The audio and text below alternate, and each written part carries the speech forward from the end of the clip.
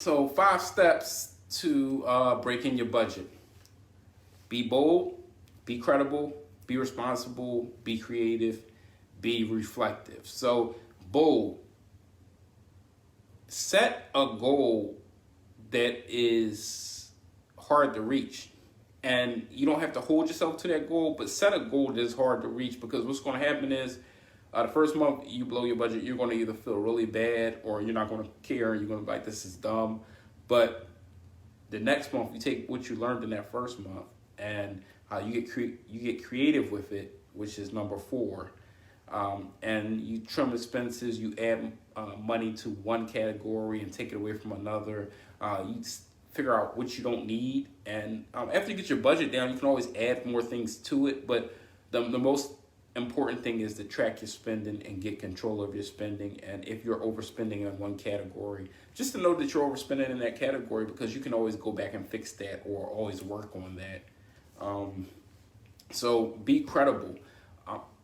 If you're on a budget, don't keep it a secret. Tell everybody, hey man, I'm trying this new thing out with my finances, trying to save money. So if you want to go out, can you give me a little bit more time? Can you let me know a week ahead so I can prepare for it? And then being credible about your budget, it's your credibility, it's your personal finances. So really nobody can criticize you for blowing your budget, but if you have a budget, they can help you stick to it. Or once people know that you're on a budget, they might say, hey, I know you're trying to save money, so let's go half on lunch or something. Or let's not go out to the club every weekend. Let's just go on last Friday, because last Friday is always where everybody getting crunk, or whatever.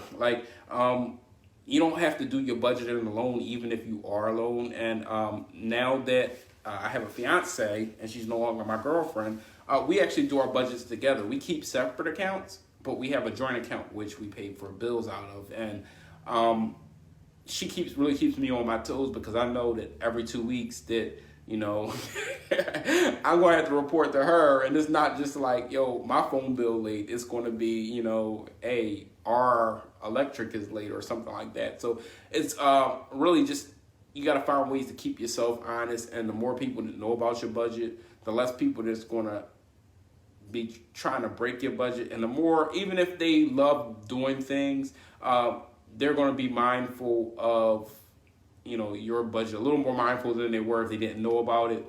And they'll be more open to compromising about, helping you get on your goals. And you may even inspire them to save a little bit more money or invest a little bit more money. So that's our main goal, is to be credible, keep our credibility with our friends and our family. We don't want our friends and family and coworkers thinking that we're cheap, that we're poor, that we're spending, that we can't,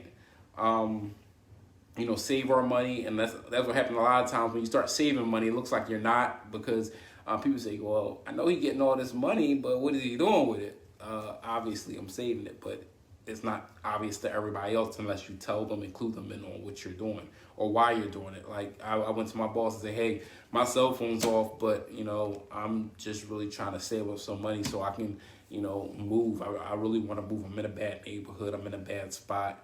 And to me right now, I know you can't get at me, but to me, moving out this neighborhood, moving out this house, moving out this location is the best thing for me. And when you address somebody like that and let them know that, that's why your cell phone isn't on, or that's why, my sneakers got a hole in them and I can afford another pair, but I'm not buying them right now.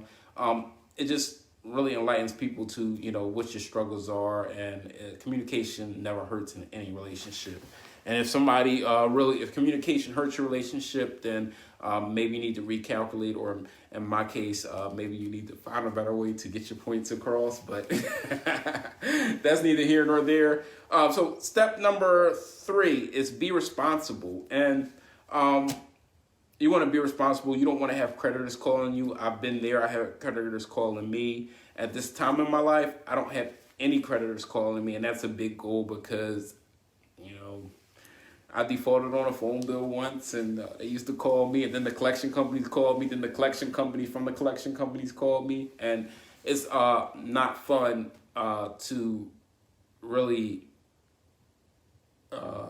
be irresponsible with money. That's never fun. It's never fun to mess up your own money. It's never fun to mess up anybody else's money. And it's really should be a lesson that you only have to learn once, but some people are repeat offenders because they never address their money problem. They never actually get to the root of their problems.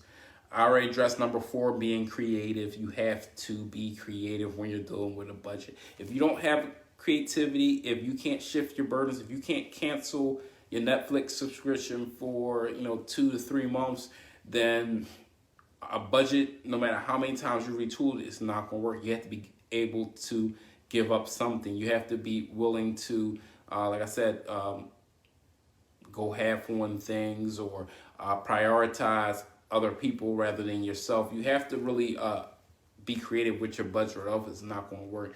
And then being reflective. You have to really think about, after you've done budgeting, was all of this trouble worth it? Money's a finite resource, time's a finite resource. Maybe, your plan of eating once a day, that might save you money, but it might not be worth it if your stomach is hurting and you can't concentrate on what you need to do. Eating ramen noodles, like you blew through your budget and now you got to eat ramen noodles or a big tank of potato soup. That might not be worth it for you because, your priority may be eating good every night. And if that's your priority, then you need to make sure that your priorities are taken care of. Or, if you decide not to pay your phone bill and now you got the phone company calling you and then you got coworkers complaining that they can't reach you. When you reflect on that, you have to know that, maybe that's not the struggle I want to be in. Or when you're sitting back and you got this big pile of money, but then everybody's mad at you because, this is the third Friday, you ain't been able to go out and hang with the homies and, you didn't go half on this or you're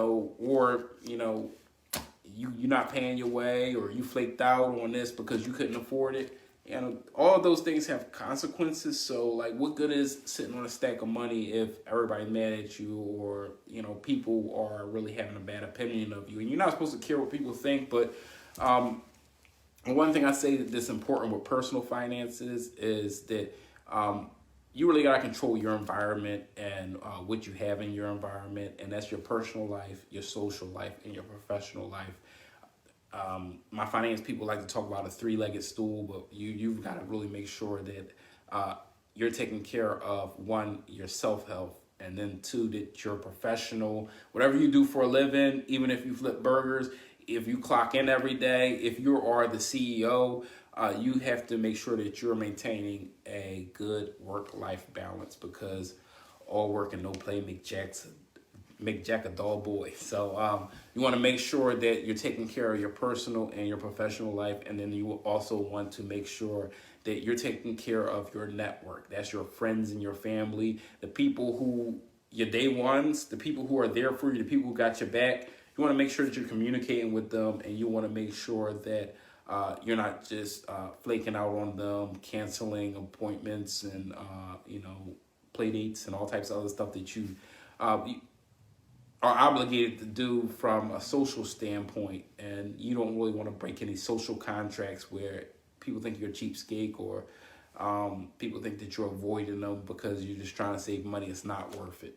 And that's why budgets are made to be broken, because these things are going to cause you to break your budget, but you can learn from them and you can retool and you can fix it for the next one. And sometimes after you get your budget perfectly perfect, you realize that you're not really taking care of your social, your professional, or your individual needs, your different types of health, self-care, all of those things. You want to make sure that you're taking care of the things you have to take care of as a human, because it's personal finance, but we live in a world full of individuals and we all have our networks, we all have our bonds and our relationships that we must maintain. So keep that in mind while you're doing your budget, and always reflect on your behavior the last month. If you're having too much fun or you're not having enough, you don't want to become a prisoner of your budget.